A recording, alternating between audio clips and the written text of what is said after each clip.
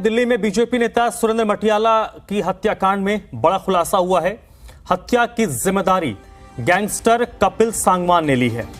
Kapil Sangwan Nandu gang के लिए काम करता है।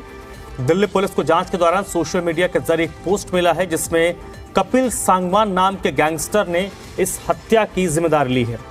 पोस्ट में प्रॉपर्टी विवाद के बारे में लिखा गया है। पोस्ट में लिखा गया है कि इस हत्या को हमने करवाया है। गैंगस्टर कपिल सांगवान अभी पुलिस के गिरफ्त से बाहर है। वहीं कपिल सांगवान का सरगना नंदू भारत से बाहर बताया जा रहा है। आपको बता दें, गुरुवार देर शाम दिल्ली के बिंदापुर इलाके में सुरेंद्र मटियाला की गोली मारकर हत्या कर दी गई थी। पुलिस को मौका वारदात से सीसीटीवी फुटेज मिला है जिसमें हमलावर हत्या की वारदात को अंजाम देने के बाद बाइक से फरार होते नजर आ रहे हैं। दिल्ली पुलिस की स्पेशल सेल, क्राइम ब्रांच और लोकल पुलिस इस मामले की जांच कर रही है। जांच में यह भी सामने आया है कि कपिल सांगवान सुरेंद्र मटियाला से एक्सटॉर्शन की डिमांड भी कर रहा था। रंगदारी नहीं देने पर हत्या हुई है। फिलहाल पुलिस कई एंगल से जांच कर रही है और जो शूटर हैं उनकी पहचान की जा रही है।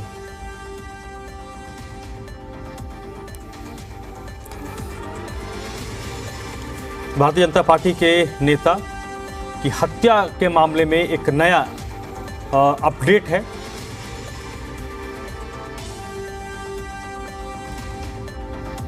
जिसमें जांच कर रही दिल्ली पुलिस को सोशल मीडिया पोस्ट के जरिए पता चला है कि गैंगस्टर है कपिल सांगवान, उसने इस हत्याकांड की जिम्मेदारी ली है। कपिल सांगवान के बारे में बताया जाता है कि वो नंदू गैंग के लिए काम करता है। हालांकि जो हत्या हुई है वो प्रॉपर्टी से जुड़ी हुई हो सकती है, इसका कहीं जिक्र आ रहा है।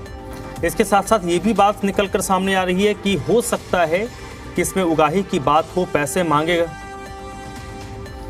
और उगाही की। और ये देखिए, ये सीसीटीवी फुटेज है जिसमें जो शूटर्स हैं वो नजर आ रहे हैं। ये शूटर हैं जो बाइक से भाग रहे हैं। जी दिल्ली एनसीआर हरियाणा पर आप एक्सक्लूसिव तस्वीर देख रहे हैं। ये सीसीटीवी फुटेज है जिसमें बाइक पर हमलावर भागते हुए नजर आ रहे हैं। हालांकि रात का वक्त है, तकरीबन 7-8 बजे के आसपास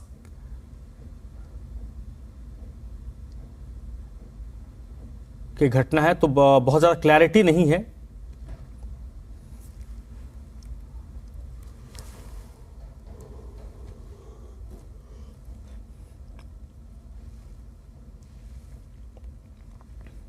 और ये देखिए, यही वो पोस्ट है जिसके जरिए इस मामले में ये एक एंगल निकलकर सामने आया है जिसमें कपिल सांगवान है जिसने इस हत्या की जिम्मेदारी ली है। कपिल सांगवान नंदू गैंग के लिए काम करता है।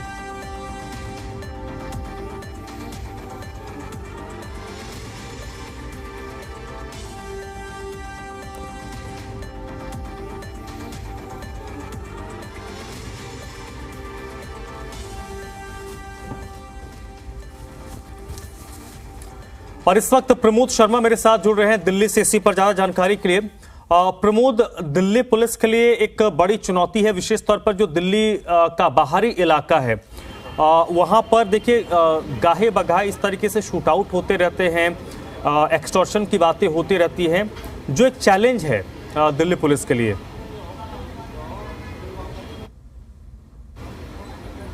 देखिए, बिल्कुल सबसे बड़ा दिल्ली पुलिस के लिए चैलेंज इसी बात को लेके है कि सुरेंद्र मटियाला की जो हत्या की गई है उसके पीछे मोटिव क्या है, क्योंकि अभी तक किसी भी तरीके की आपसी रंजिश, किसी भी तरीके की प्रॉपर्टी से जुड़ा कोई विवाद या फिर ऐसी कोई भी उनका इतिहास नहीं रहा है जिससे कि ये पता चले कि उनकी किसी से दुश्मनी थी।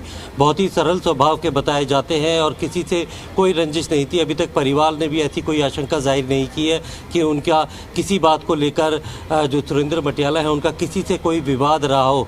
तो ऐसे में जो मोटिव है उसे जानना पुलिस के लिए बहुत ही अहम चुनौती है, उसके लिए बहुत बड़ा चैलेंज है। और जिस तरीके से हमलावरों ने आकर जो है ताबड़तोड़ गोलियां चलाई है, उस वक्त कैबिन में जो उनका ऑफिस था वहाँ पे 4 लोग मौजूद थे। उनके भाई राम सिंह थे, उनके भांजा था और एक नवादा में रहने वाले शख्स थे। उन तीनों को कुछ नहीं किया गया और सीधे टारगेट पे जो है वो जो सुरेंद्र मटियाला थे वो थे। एक करीब 8 से ज़्यादा गोलियाँ उनको लगी है। 10 से 12 खाली खोखे जो है गोली के वो पुलिस को वहाँ से बरामद किए गए हैं। CCTV फुटेज पूरे आसपास के इलाकों की पुलिस ने लिए ताकि आने के और जाने के उस रूट को को जो है उसे पहचाना जा सके, बाइक पे जो नंबर है उसके ज़रिए ऑनरशिप तक पहुंचा जा सके। और जिस तरीके से हत्याकांड को अंजाम दिया गया है वो सीधी तौर पे जो है एक तरह से कॉन्ट्रैक्ट किलिंग की तरफ इशारा करता है कि जो हमलावर थे उनके टारगेट पे सुरेंद्र मटियाला थे। उन्होंने आते ही ताबड़तोड़ फायरिंग की है, दोनों ने अपनी अपनी पूरी मैगजीन खाली की और वहाँ से बड़े आराम से अपनी बाइक पे बैठकर जो है फरार हो गए। तो मोटिव पुलिस के पास अभी कुछ नहीं है। दिल्ली पुलिस की लोकल पुलिस के अलावा क्राइम ब्रांच और स्पेशल सेल जो लगातार इस पूरे मामले की जांच कर रही है। वहीं सोशल मीडिया पे जो कपिल सांगवान है, गैंगस्टर ने इस बात की जिम्मेदारी ली है और उसका कहना है क्योंकि कपिल सांगवान नंदू गैंग से जुड़ा हुआ है, वो फरार है। नंदू गैंग जो कि विदेश में बैठा हुआ है और एक्सटॉर्शन की मांग की गई थी जो सुरेंद्र मटियाला है उनसे, और ना देने पर उनकी हत्या करने की धमकी दी गई थी। लेकिन परिवार की तरफ से ऐसी कोई भी आशंका जो है जाहिर नहीं की गई है। पुलिस के आला अधिकारियों का कहना है कि अभी तक इस तरीके का कोई भी जो एंगल है वो पुलिस के सामने नहीं आया है। कई सारे लोगों से लगातार पूछताछ की जा रही है, जानने की कोशिश की जा रही है और तमाम जो कई सारी टीम है वो पूरे आने और जाने वाले उस रूट पे जो है सीसीटीवी फुटेज उसे खंगाल रही है ताकि उन दोनों हमलावरों को आइडेंटिफाई किया जा सके, उन्हें पकड़ा जा सके, वो किस गैंग से ताल्लुक़ रखते हैं उनके बारे में जानकारी जुटाई जा सके। क्योंकि सुरेंद्र मटियाला आमतौर पर कोई उनका फिक्स टाइम नहीं था अपने ऑफिस में बैठने का, लेकिन जिस जगह पे वो बैठे हुए थे तो पुलिस को लगता है कि ये भी एक मुखबरी की गई है, यानी कोई इनसाइडर भी इसमें शामिल हो सकता है जिसे पूरे के पूरे जो है रूटीन के बारे में जो है सुरेंद्र मटियाला के बारे में पता हो। और ऐसे में दोनों हमलावर आते हैं, सिर्फ सुरेंद्र मटियाला के ऊपर ताबड़तोड़ 10 से 12 राउंड फायरिंग की जाती है और जिससे मौके पे ही उनकी मौत हो जाती है। फिलहाल जहां मैं मौजूद हूं ये दीनदयाल उपाध्याय का मॉर्चरी हाउस है और अंदर ही जो है पोस्टमार्टम चल रहा है। यहाँ पे जितने भी लोग यहाँ पर आए हैं उनके जानकार, उनसे बात की गई तो सारे के सारे हैरान है क्योंकि मटियाला का बताया जाता है ये पहला एक ऐसा मर्डर है जो कि हुआ है और उसमें उस शख्स का मर्डर हुआ है जिसकी आज तक किसी से कोई दुश्मनी रही। 2017 में उन्होंने काउंसलर का इलेक्शन भी लड़ा था, लेकिन बावजूद उसके बाद से भी किसी के साथ कोई रंजिश नहीं थी। कभी किसी के साथ वो ऊंची आवाज़ में भी बात नहीं करते थे, बहुत ही सरल स्वभाव के थे और ऐसे में उनकी हत्या किए जाने कई सवाल खड़े करता है। और पुलिस के लिए जिस तरीके से हत्या की गई है, हमलावर आए, फायरिंग करी और उसके बाद बड़े इत्मीनान से वो निकल गए, ऐसे में पुलिस के लिए बड़ी एक चैलेंज है और पुलिस के ऊपर कई सवाल खड़े करता है कि भीड़ भाड़ वाले उस इलाके से हमलावर निकल जाते हैं, कोई भी पिकेट पुलिस का नहीं होता, कोई भी पेट्रोलिंग वहाँ पर नहीं होती और उन्हें हमलावरों को नहीं पकड़ा जा सकता। और अभी तक पुलिस के हाथ में कोई भी ऐसी लीड या फिर ऐसा क्लू नहीं मिला है जिससे कि वो ये कह सके कि इस हत्याकांड के पीछे का मोटिव ये था। जो एक सोशल मीडिया पर एक गैंगस्टर जो है वो इसकी जिम्मेदारी ले रहा है, लेकिन वो कितना ऑथेंटिक है, कितने सही है, उसे पोस्ट करने वाला शख्स कौन है, इस पर भी अभी सवालिया निशान लगा हुआ है। और एक्सटॉर्शन की मांग की चलते उनकी हत्या की गई, जबकि ऐसी कोई आशंका ना तो सुरेंद्र मटियाला ने अपने कभी परिवार वालों को बताई थी और ना ही परिवार वालों ने पुलिस को बताई है। तो सारे जो दावे हैं फिलहाल वो हवा में है, लेकिन पुलिस के पास ऐसा कोई भी कंक्रीट जो है एविडेंस या फिर ऐसी कोई थ्योरी नहीं है जिससे वो बता सके कि इस वजह से जो है सुरेंद्र मटियाला की हत्या की गई है। इसमें संपत्ति विवाद है, आपसी कोई रंजिश है या जिस तरीके के कोई भी ऐसा इसमें प्रमोद, लेकिन सबसे बड़ा दो एंगल इसमें दो हमलावर इसमें दो एंगल दिख रहा है। एक जो सोशल मीडिया पोस्ट है उसमें एक प्रॉपर्टी से जुड़ा कोई विवाद है, दूसरा कुछ एक्सटॉर्शन की बात भी आ रही है। अगर इस तरीके का कोई भी मामला होता तो वो परिवार के किसी न किसी सदस्य से तो डिस्कस जरूर उन्होंने किया होगा। क्या अभी तक परिवार के लोगों से पुलिस ने शुरुआती तौर पर कोई पूछताछ की है? देखिए, बिल्कुल इस बाबत जो है डीसीपी द्वारका, उनसे हमारी बात हुई तो उन्होंने साफ तौर पे मना कर दिया कि परिवार ने अभी एक्सटॉर्शन को लेकर या फिर किसी तरीके की रंगदारी को लेकर किसी तरीके की कोई शिकायत पुलिस से नहीं करी है और ना ही विजय मटियाला ने उनको कभी इस बारे में कोई जानकारी दी थी कि उनसे एक्सटॉर्शन मांगी जा रही है, उनकी जान को खतरा है। और कपिल सांगवान जो है वो इसके पीछे है।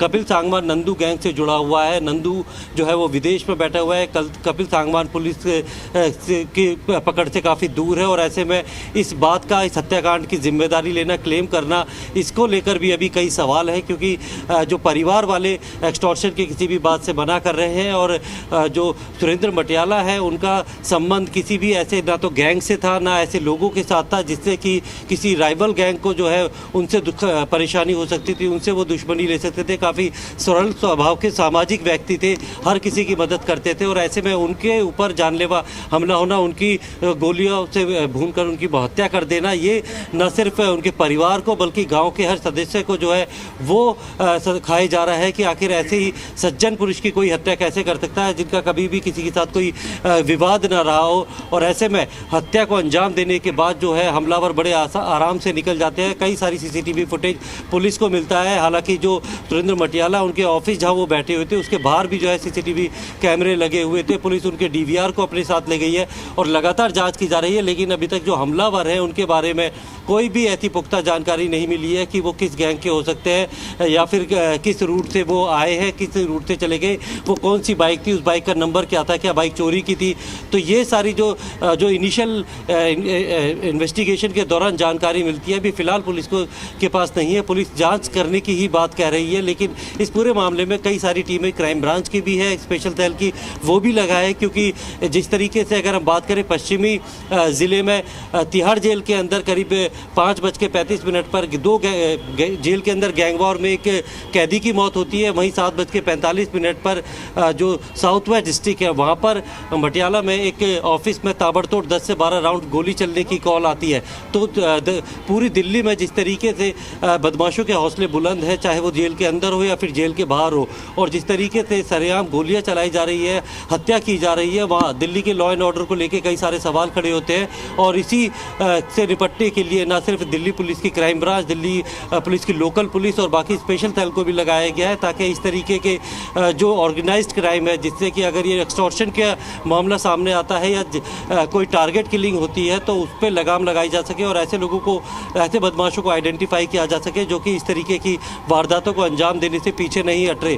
तो लगातार कई सारी टीमें लगी हुई है, लेकिन पुलिस के हाथ अभी तक खाली है। उनके पास ऐसा कोई भी अभी कंक्रीट एविडेंस नहीं है ताकि वो किसी तरीके से जो हत्याकांड की इस थ्योरी के ऊपर जो है रोशनी डाल सके और बता सके कि इस वजह से हत्या हुई है, क्योंकि मोटिव सबसे बड़ा अहम होता है किसी भी मर्डर के पीछे। और यहाँ पर मोटिव ही अभी तक किसी को भी समझ में नहीं आ रहा कि आखिर इस हत्याकांड के पीछे की असल वजह क्या थी।